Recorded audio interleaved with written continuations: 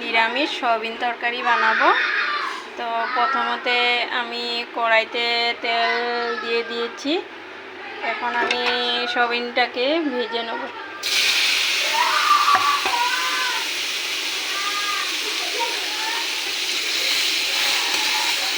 এখন ভেজে নেব, এটাকে নাড়াচাড়া করে ভেজে নিয়েছি, নামিয়ে নিয়েছি।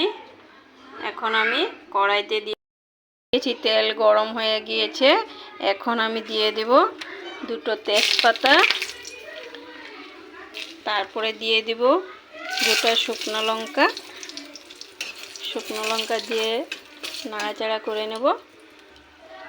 তারপরে দিয়ে দিব আমি পাঁচ ফোড়ন। আমি পাঁচ ফোড়নটাকে দিয়ে দিলাম। এখন দিয়ে দেব আলু।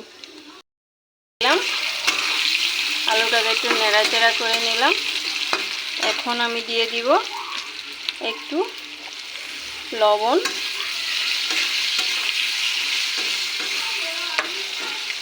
তারপরে দিয়ে দিব হলুদের গুঁড়া,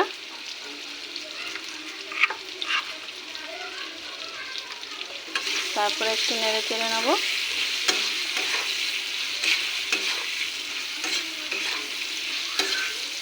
নেড়েচেড়ে নিয়ে একটু আমি ঢেকে দেব। 5 মিনিটের জন্য আমি একটু ঢেকে দিয়েছি। হয়ে গিয়েছে, এখন আমি ঢাকনাটা তুলে নেব।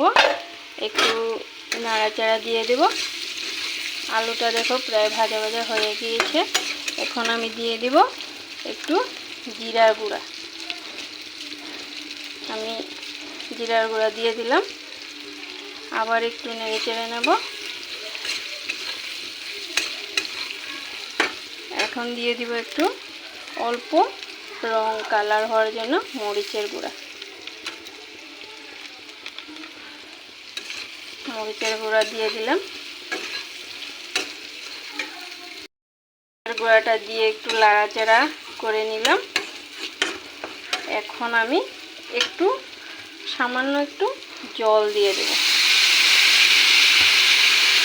জল দিয়ে এখন আবার আমি এটাকে অল্প টাইমের জন্য ঢেকে দেব।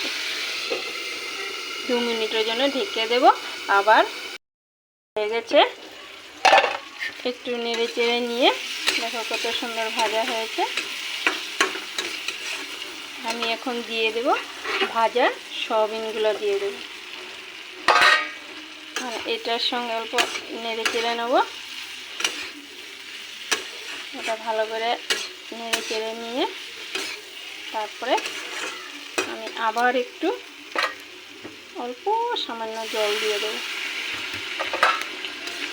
আবার একটু নেড়ে চেড়ে দেব। ওখানে আবার একটু ভাজা ভাজা করে নেব। এখন আমার ভাজা ভাজা হয়ে গিয়েছে। আমি এখানে জল দিয়ে দেব, একটু বেশি দেব না, অল্প জল দিয়ে দেব। জল দিয়ে একটু নাড়াচাড়া করে নেব।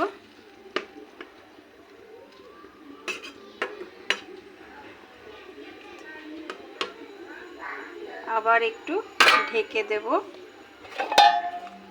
ঢেকে দিলাম 5 মিনিটের জন্য।